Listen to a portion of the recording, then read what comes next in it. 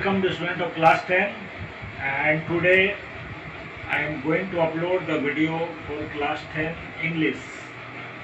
The first chapter of class 10, that is from first light and a letter to God, the first chapter. I will tell you the summary of this story.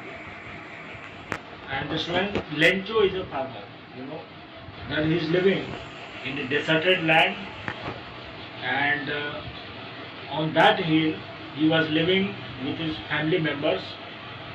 And Lencho was a very hard worker. He was a ox kind of person in as far as his hard working is concerned.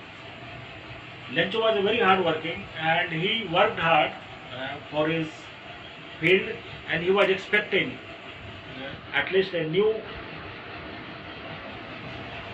harvest, and his crop will grow, and like that he was thinking.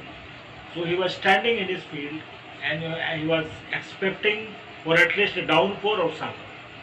He was looking towards the Middle East, and his wife was preparing supper. I mean, supper means dinner. His wife was preparing supper. His older children were working in the field, whereas the younger were playing in the field also.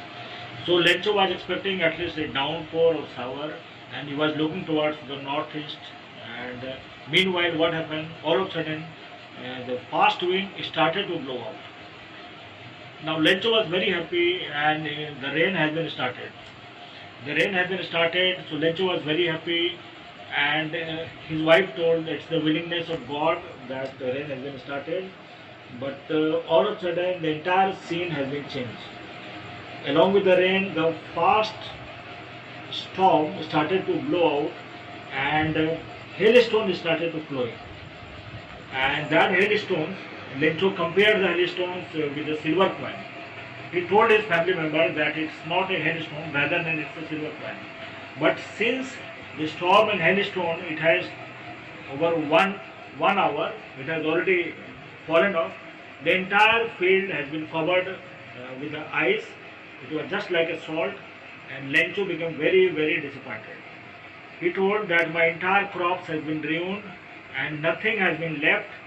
All the leaves has been left from plant, and only the plague of locust has been left in the field.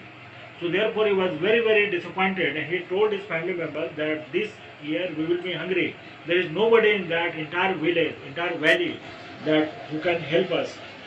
But all of a sudden, Lencho told with a positive mind that okay, nobody will die of hunger. We have one hope, and that is hope from God. So Lencho decided to write a letter to God. So in order to take the help from God, next day he went to post office, and he wrote a letter to God, in which he mentioned regarding he demanded the 100 peso from God. He delivered the letter in the mailbox, and the next day the letter received by postman. Postman received the letter, and the postman was a very senior person. He was working for quite long time. He did not see such kind of letter in which the letter was mentioned, the letter address of God. He showed this letter to his boss, that is postmaster. On the other hand, the postmaster was a fat man, and he was also an able man. He also saw the letter. The moment he saw the letter, he was also very surprised.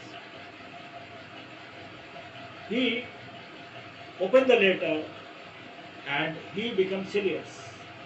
When he read the letter, he understood that this letter has not any kind of resolution, rather than it was demanding money, and Lencho had demanded 100 pesos.